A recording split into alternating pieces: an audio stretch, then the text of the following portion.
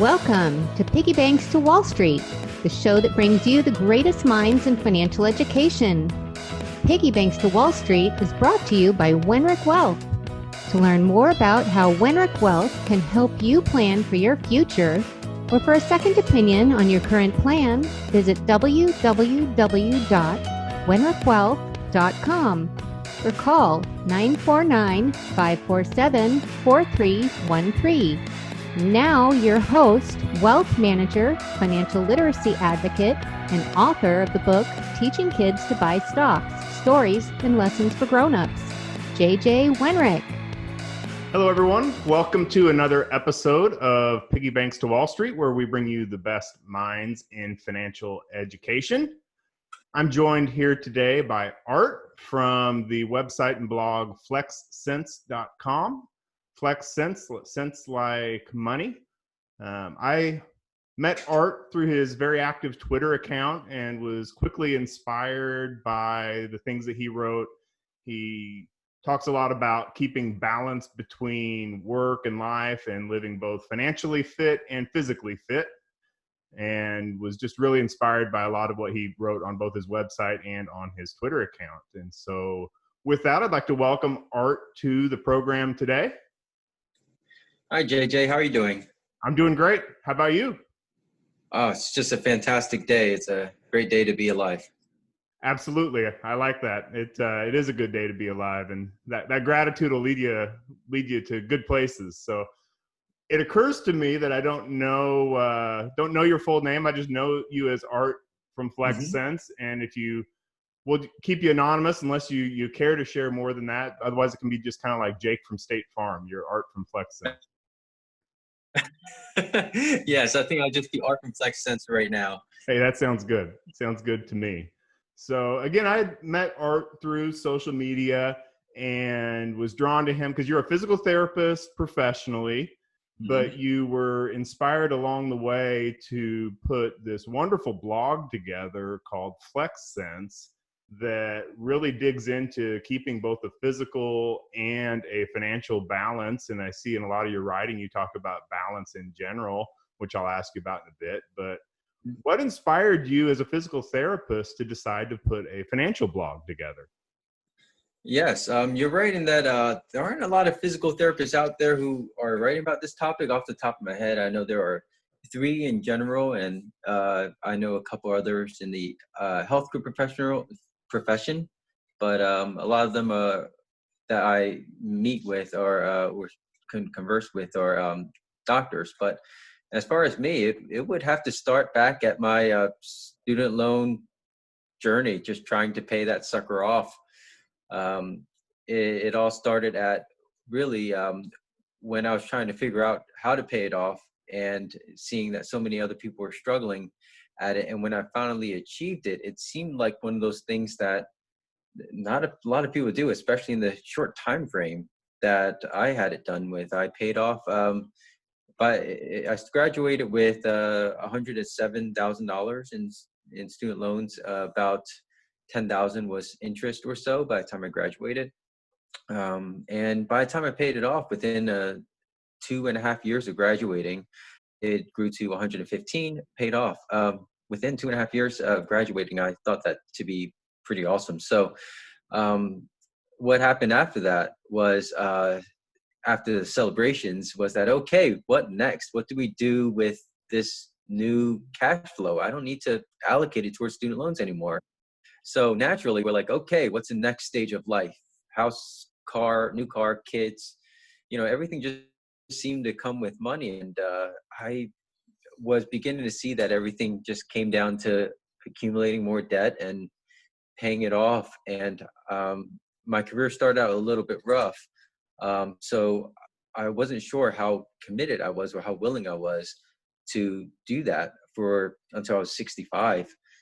So I started looking at, you probably see these news articles about how much you need by a certain age, like 1 times your income by 30 and 2 times your income by 35. I'm sure you're very familiar with that. And that was the benchmark apparently. And I did not see that happening. Even if I continued saving the insane amount that I was saving, I would have to live at home forever. and live with my parents forever. And that was nowhere on my schedule. And I wouldn't be able to have kids, and I wouldn't be able to get a new house. It almost seemed like moving forward wasn't an option unless you were willing to accumulate more debt. And I guess I wasn't in that mindset, since I just paid off so much debt. So that's when I discovered the Financial Independence Retire Early community through another physical therapist, Chris Mamula. He started writing at the I think it was Eat the Financial Elephant blog. And I got a random message from a random, I guess, article. I didn't know it, but I subscribed to him probably a couple years back before I even paid off my debt, saying that he retired. And at 40, I forgot the age, maybe 40-ish, but anywhere around 40 is just incredible, especially for a therapist, anybody in the allied health field. I feel that our income ceiling is kind of capped pretty early on, which is a good and bad thing. But after reading that, I almost disregarded it. I'm like, there's no way that's that's an exception to the norm. And I just kind of read a little bit and was somewhat inspired, but I put it away. And my wife was the one who just stayed up and kept on reading. And I saw her wake up earlier than me, which was unusual at the time. And she's just at the computer. And I'm like, what are you doing up? She's like, I think we can do it. And I said, do what? She's like, retire early. And I was like, what do you mean?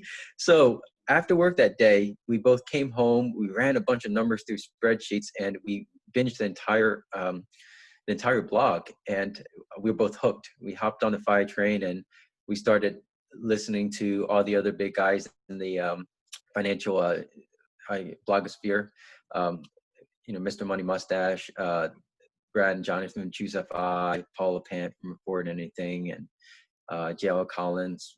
Binged the entire stock series, and then got his book. And we just dove in, listened to podcasts on the way to work. We did that for a solid year while saving. And I'm still listening to podcasts, and I feel like there's always something new to learn, especially in these times when I think before this, there was other people saying, hey, you don't need an emergency fund. You can always, as long as you have cash flow, you're good.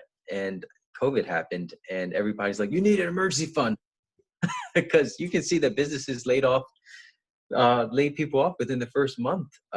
Whatever happened to 3 to 6 months of personal expenses, I think that should apply to businesses as well. Right? Oh, I couldn't agree more. And I mean, you might see me turn red in the face if I start talking about businesses and what happened in COVID, and how, all the individuals that were, we kept our emergency funds up, but the businesses didn't, and then they got a bailout. So I don't want to go down that path, but I couldn't agree more. And just for those that are listening that aren't familiar, it's that Financial Independence Retire Early community called the FIRE community. It's an acronym, and they can be very motivating, because you see people with modest, normal incomes really do amazing things, and a lot of it just because of self-discipline. Like I've said on other episodes, and people may have seen on my social media, I always say the math isn't as hard as the psychology is hard. And it's the truth. And a lot of the financial independence movement, whether it be, like you'd mentioned, Choose FI or the FIRE community, it's pretty amazing what people do when they just put their mind to it. Yes.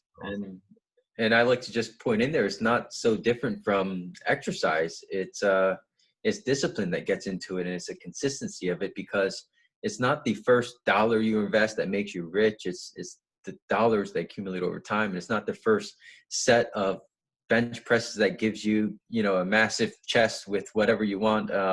It's consistent bench pressing, consistent exercises to see the results of gains over time. So it's the discipline, and I think that is an important thing that you pointed out. Yeah.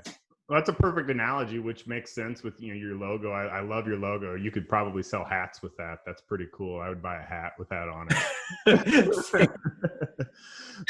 But my wife is so she's very fixated. She really wants me to put that on a coaster.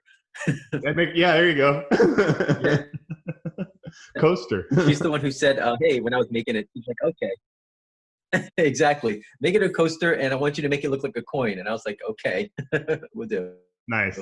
Yeah, absolutely. But No, yeah, there's a lot of comparisons between exercise and money. You know, you talked about the discipline and just that repetitive. Do a little bit every day, and you're better off than, you know, sprint and then stop. I had a colleague of mine that he used to have this phrase, and he was talking about it from a work ethic standpoint, but he would say consistency over intensity. And we're having that conversation because I have this nasty habit of running really hard at whatever I'm doing and then exhausting myself and burning out, and running really hard and exhausting myself. And, you know, in the end, you're probably better off just keeping a steady pace and doing something you can do every day. You end up getting more work done in a 2-week time frame if you do a little bit, you know, do the same thing every day versus, you know, going 5 days and then just being exhausted for 5 days. And one of these days I'm going to take my own advice or take his advice and your advice and get to that level. I try to get a little bit closer each week, but there are really such good comparisons between exercise and just that discipline you need financially, where a little bit over time, starting early makes a big difference. Because just like you can't, you know, you can, but it's a lot harder if you turn 40, 50 and you say, oh, you know, I have health problems. Now I'm going to get in shape. Well, damage might be done, and it's going to take a lot more to turn that trend around. And if you know, exercise, don't do it every day, you can get yourself hurt, just like with your finances. If you try to make up ground, you know, you take on too much risk, you can get yourself hurt that way. So a lot of good analogies there. Oh yes, definitely. Maybe I'll get everyone together from the personal finance or fitness community and just see what parallels they can draw, and then we'll go ahead and get up on a post, and let's just see how much fun we can have with it. Yeah, no, that'd be great. I love analogies and comparisons like that. It just makes things more relatable. There's a guy on Twitter that I've become friends with, works for Investors Business Daily, and he likes to make comparisons between investing and poker because he's a big poker guy. And so, and I end up making similar comparisons only between investing and surfing, because you're trying to catch waves. Sometimes you got to wait for the waves, and sometimes you got to duck under the waves and different things. So I love those. Wow. Yeah. Anything to make it more relatable and get other people involved in it. Nope. Absolutely. So tell us, how did you pay off that much debt in just a couple years' time, or a little over 2 years' time? Because that's something that I think could be pretty inspirational to a lot of folks that might find themselves in a similar boat. Sure. So it all came down to, I guess, realizing what I wanted. Initially, my plan was to have my student loans forgiven through something called the Public Student Loan Forgiveness Program. That's where if you work for a nonprofit or a 501 C3, I think that's right? Nailed it. So there are some other government agencies that you may be able to work for and qualify for.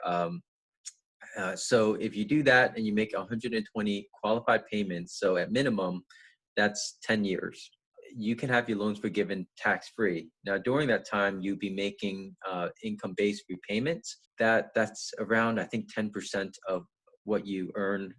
I forgot what the math is, but it can be a whole lot lower. So for instance, under the 10-year standard repayment plan for my student loans, when I came out, that I would have had to pay around $1,200 a month for 10 years, which was ridiculous to me, of course.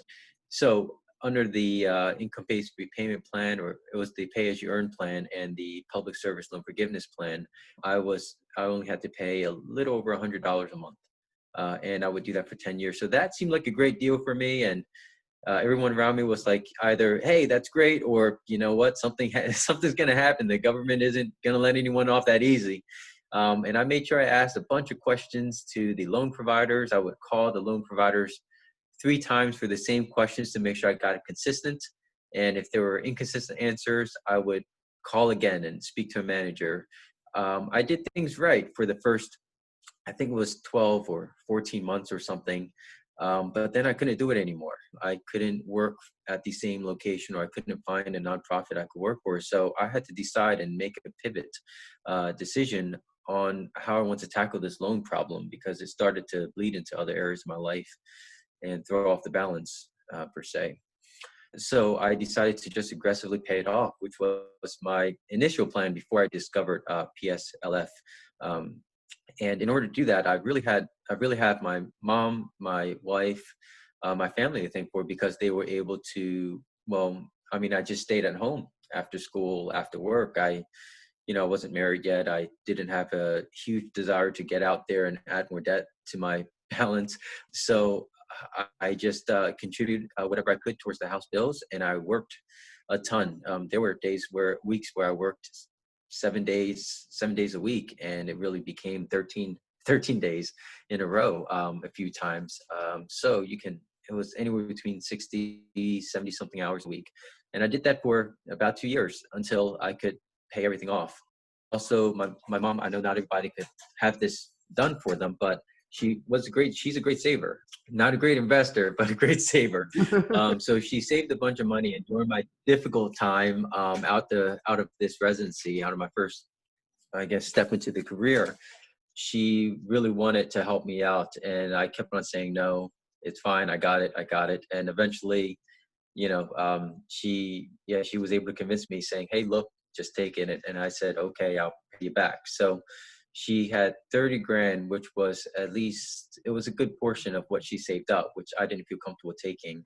So she just contributed whatever she wanted to over the period of a few months. And ended up being about 30 grand. And my wife gave me 10 grand, because she paid off her student loans, which was around, I can't remember now, actually. It was either 30 or 50,000. I know that's a big difference, but somewhere around there. She paid that off within the first 2 years she graduated. We're very debt averse people, if you haven't got that already. But she was able to build up a cash cushion to help me out. And again, I know not everyone could do this, and it's just kind of what situation are you in and how can you make the best of it.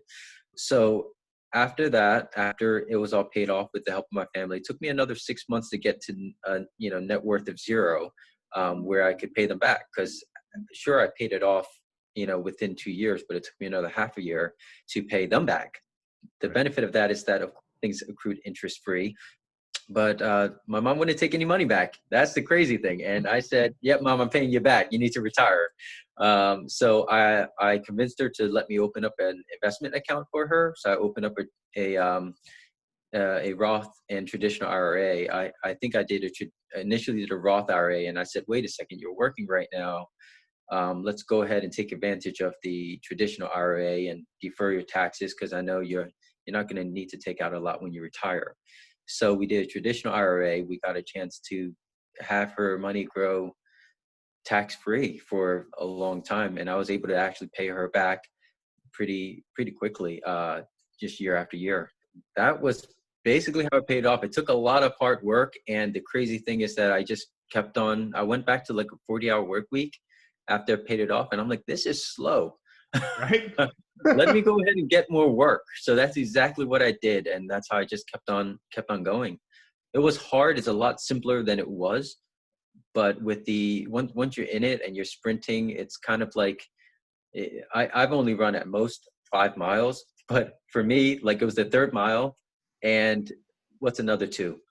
So with every grand, with every 10K that was paid off, it just motivated me just to keep on going. And I created these spreadsheets where I estimated how much I wanted to pay off. And my goal was to beat the spreadsheet. Nice. I just used all these motivational factors. I spoke with people who were paying off debt over time. And I think all in that, the support, of course, having the resources, having the people around you who's willing to support you, either emotionally, financially, mentally, that all contributed to it. And I'm very grateful that I had that support. Yep. Well, that support keeps you balanced. And you're right. When you've been running hard and you've been working just nonstop, when you scale back to just the normal 40-hour work week, you suddenly feel like, oh my goodness, I've got all this time, and I can do other, I can do more with that. And all the things you said, the motivation of positive momentum is pretty incredible. It's just sometimes tough to get that started, but once you do, you get that positive momentum behind you. It takes on a life of its own, just like compound interest does eventually. You get that momentum behind you, and it starts to take on a life of its own once you're to that zero mark on the net worth, and then you're moving up the ladder, and it becomes very powerful. Oh yeah. Definitely. And I can relate to a lot of what you said, because you mentioned in one of your posts on the site, actually at the kind of your introduction to the site, you talk about how you had to make that pivot. You were in a professional situation that wasn't the best, got yourself out of balance. You actually introduced me to a concept that I hadn't been before. Is it the Wheel of Life or something like that, where it talks about your spirituality, your financial, physical, career, all these different aspects, and how if you over focus on one area, it puts you out of balance. And I mean, I could relate to that so much. So, not to hijack your show here, but something about physical therapists. When I was going through a tough time, and I was in my last career, part of this career, but my last corporate job, if you will, I got myself way out of balance, and I was in a situation where it didn't feel appreciated, and didn't feel like I was lined up with the company I was with. And it was a physical therapist I was going to for my shoulder that turned into my emotional and psychological therapist as well. So I think that you spend an hour or two with people on a regular basis, you end up probably taking on that role as well. I'm sure you know that. But I would talk to him, and he would kind of help me through some things. Come to find out, I thought I had everything together, but I was out of balance as well, and needed to make that pivot. And thank God I had good support to help me make that pivot. But I tend to, one, get out of balance, and also tend to get scared of the unknown.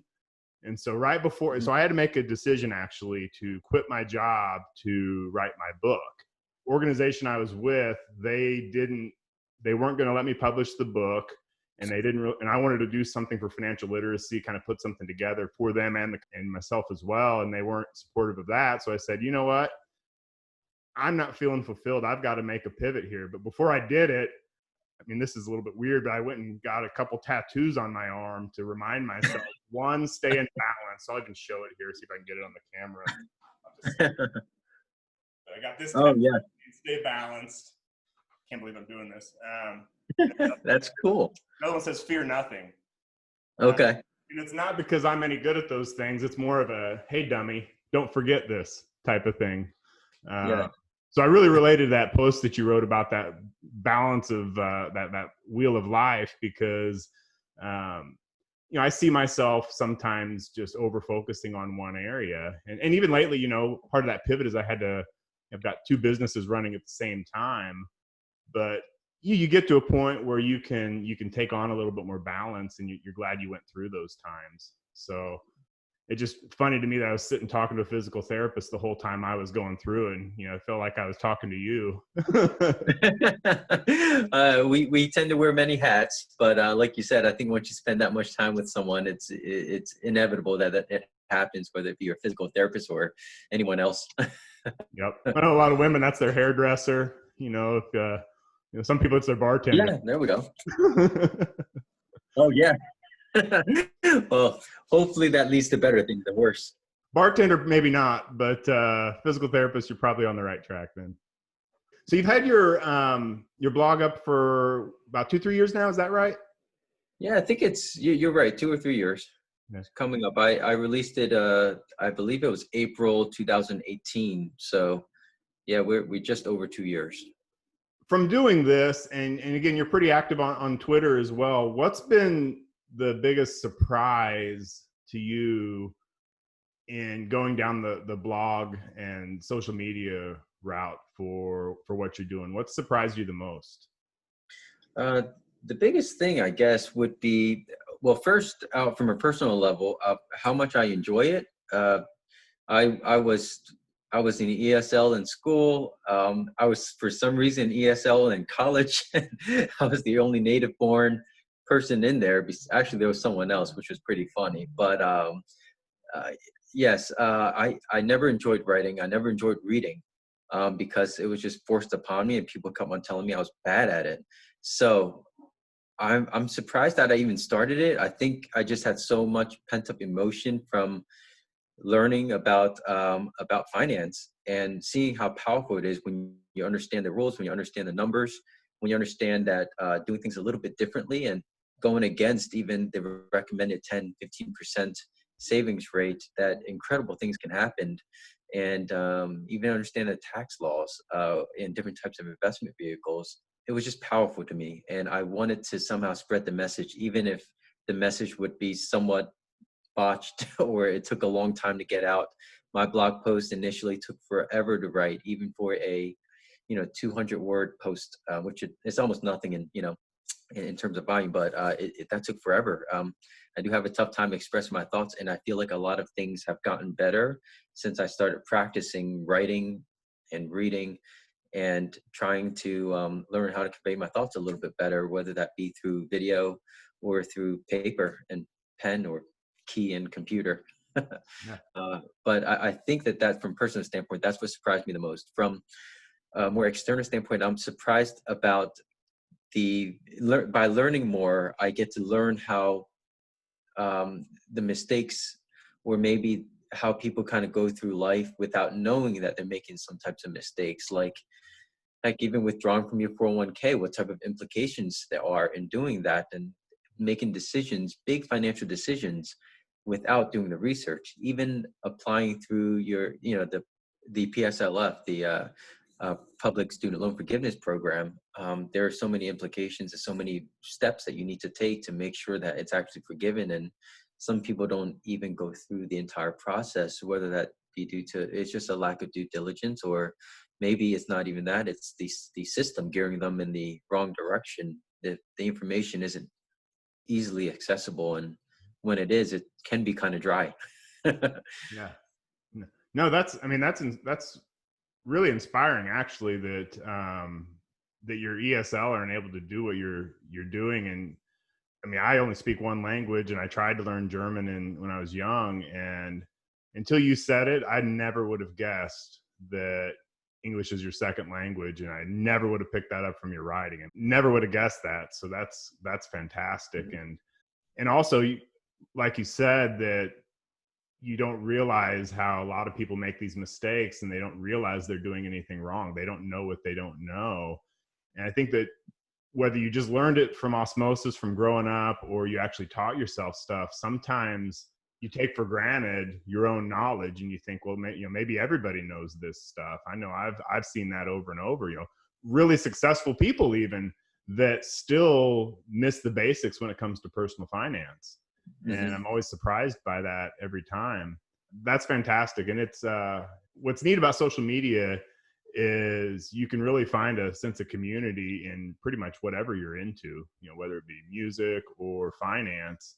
And the thing I love about finance is you see people from all walks of life end up in that financial social media, that especially on Twitter, mm-hmm. that whole financial Twitter. And in my career, there's no correlation between people that came up going into finance and success. I mean, some of the best even portfolio managers that I used to work with previously, I bet half of them started in something other than finance. Maybe they were an engineer, or they were in oil, or they're, just any other thing. And then they say, man, I really love stocks and bonds. I'm going to become a portfolio manager. And, it's some of the best investment minds aren't people that are in the investment business. Mm-hmm. And you've certainly proven that. I mean, your work is really good. And you can tell you've done your homework, and you know a lot of things, and I just really do enjoy reading the stuff that you write. And you're also pretty motivating on Twitter. I'll be down sometimes, you'll put a little message up there, and like, yeah, show I need to have gratitude, not worry about my own problems here, stuff like that. That's great. It's it's awesome to hear, I guess, any words I put on paper to inspire anyone, and even someone like yourself who's written a lot and has done a lot for the, I guess, for financial literacy and spreading that message, especially, teaching them when they're young. Because, I guess you probably hear it often, invest young and invest early, invest often, right? Yep. So I think that's incredible, and it does motivate me to keep on going. So thank you for that. No, absolutely. I appreciate all that you do, and really appreciate you being on the show today. It's been a lot of fun talking to you.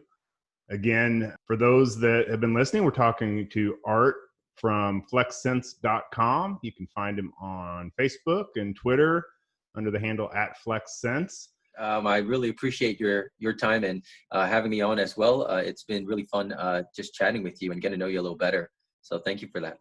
No, absolutely. I appreciate you being on. And I look forward to seeing what's next as you keep moving forward, and looking forward to getting to know you a little bit better over time as well. So thanks everybody else for tuning in to Piggy Banks to Wall Street. We'll see you next time. This podcast is sponsored by Wenrich Wealth. To learn more about how we can help you plan for your future, or for a second opinion on your current plan, visit our website at www.wenrichwealth.com or call 949-547-4313.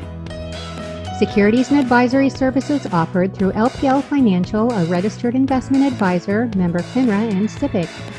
Wenrich Wealth, Teaching Kids to Buy Stocks, Golden Seal Productions, and OC Talk Radio are not affiliated with LPL Financial.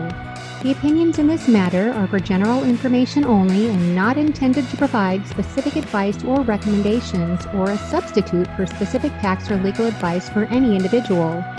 We suggest that you discuss your specific situation with a qualified tax or legal advisor. No strategy assures success or protects against loss. JJ's book, Teaching Kids to Buy Stocks, Stories and Lessons for Grown-Ups, is available at Amazon.com, BarnesandNoble.com, and other fine book retailers. Learn more at TeachingKidsToBuyStocks.com. Piggy Banks to Wall Street is proud to be a part of the Golden Seal Productions family of shows.